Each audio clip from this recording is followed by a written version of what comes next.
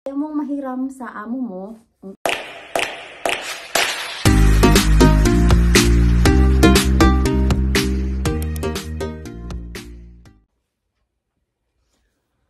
Hi guys, hello everyone, welcome to my channel and welcome to Monaco.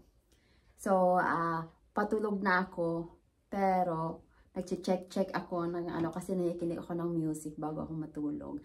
Nag-check ako ng aking YouTube. So, and then pagbukas ko, nakita ko na kaagad itong I love my family as in P.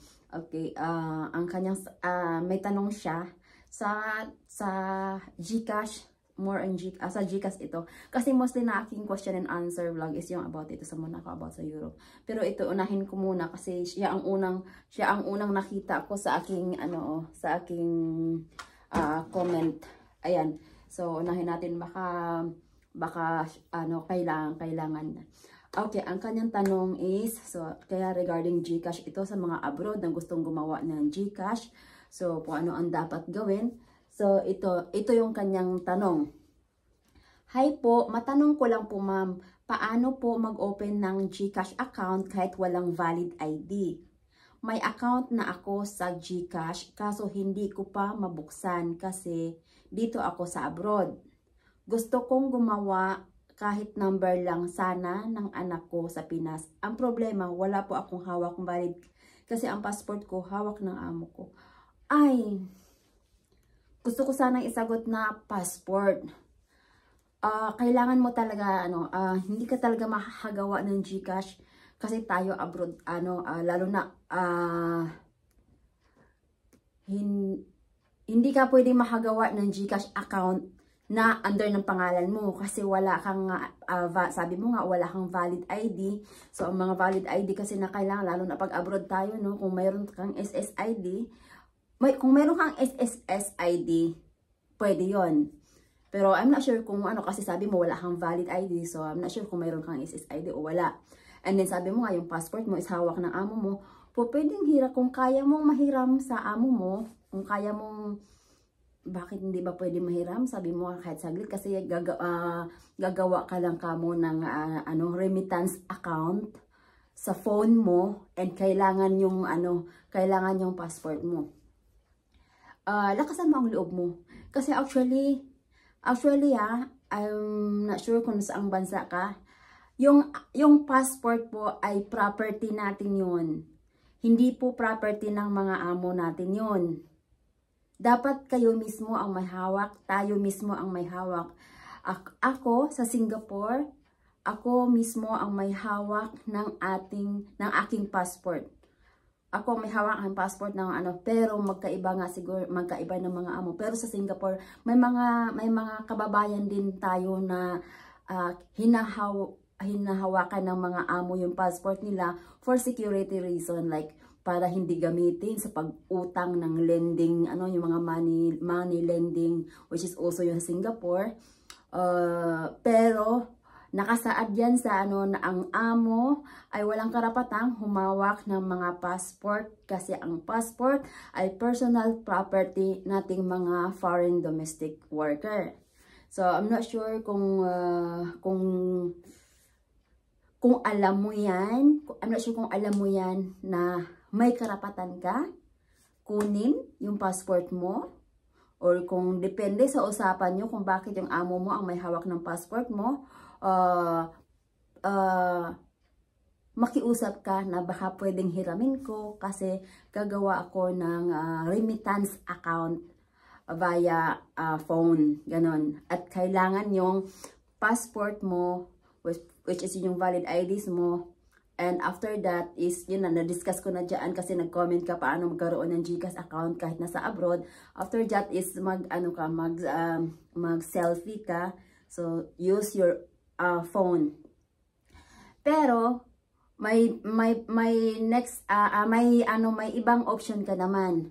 Kung gusto mong gumamit ng GCash, while nasa abroad ka, pwede naman. Yun nga lang, kung wala kang valid ID, wala kang passport, hindi ka makapag-provide ng ng passport mo kasi kailangan kasi yan photo talaga eh, from GCash apps. Hindi po pwedeng picture lang tapos i-upload mo sa GCash or picture tapos pipicturean mo. Hindi eh, kasi kailangan actual na passport mismo, actual na valid ID mismo, pipicturean doon sa square ng ng GCash apps.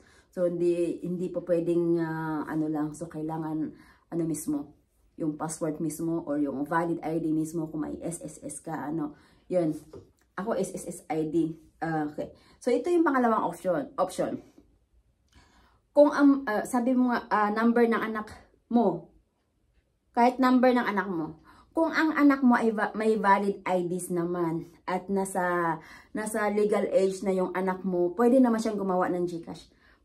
Pwede siyang gumawa ng GCash, i-open niya doon, siya ang mag-register, siya ang mag-provide lahat ng details ng GCash na yon, and then i-forward na lang sa iyo.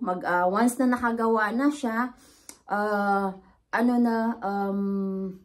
once nakagawa na siya, ibigay na lang sa iyo yung GCash account, and then mag-install ka ng GCash apps, and then ilalagin mo yun. Ngayon, kung mababahala ka na baka gagamitin ng anak mo, may laman yung tapos gagamitin niya without your permission, lalo na siya yung siya yung may hawak, siya yung GCash na yun, so pwede niyang palitan ng password, pwede niyang gamitin anytime.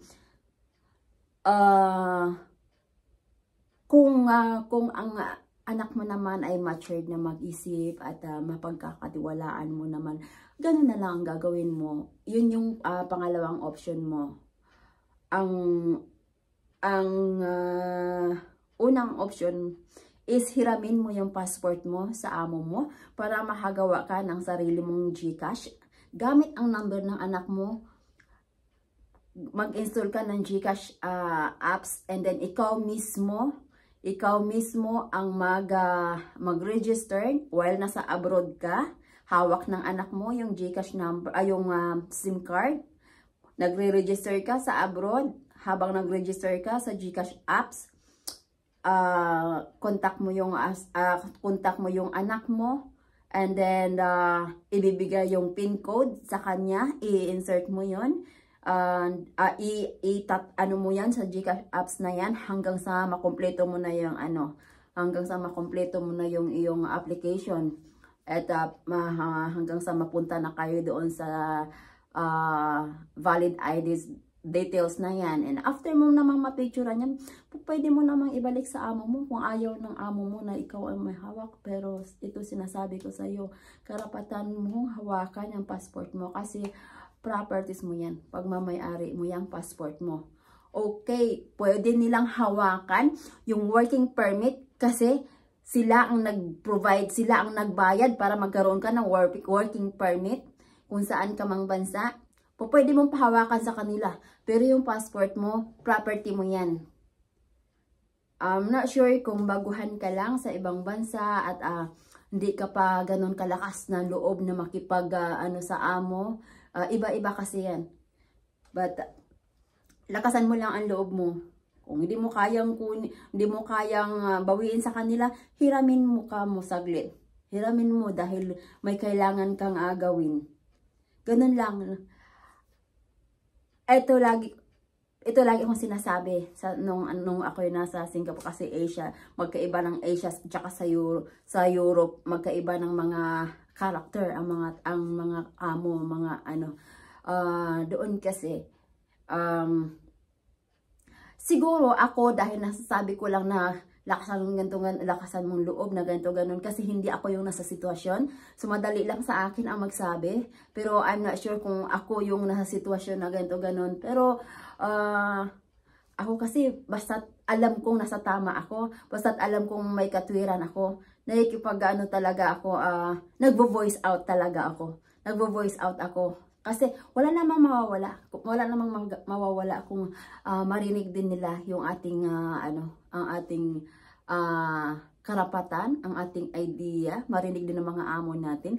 Hindi porket amo sila amo sila, and then ganito lang tayo yung which is alam nating kahit na alam na nating mali, okay lang kasi amo sila.